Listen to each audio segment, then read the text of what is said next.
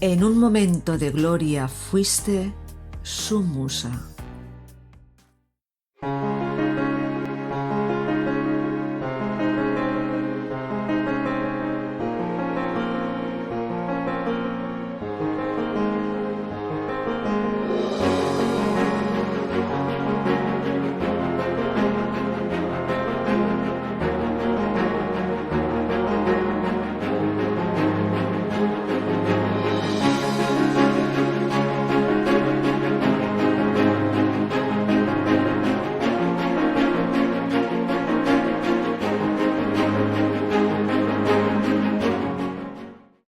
Princesa de este cantautor.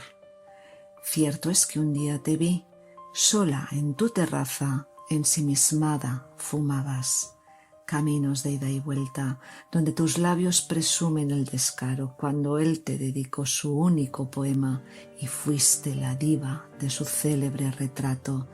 Tú, amante febril del incauto viento, vendiste tu pasión sin desconsuelo al ladrón carnal del placer, del deseo, y en tu sangre del mundo más mundano ardientes besos aún laten, palpitan en tu cuerpo cual recuerdo más secreto.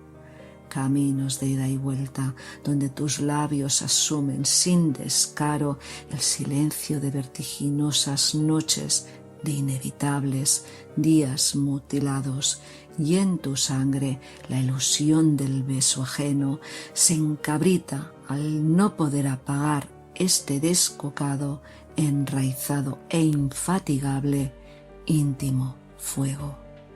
Muchas gracias por todo. Autora Elizabeth Mayol López, Cataluña, España.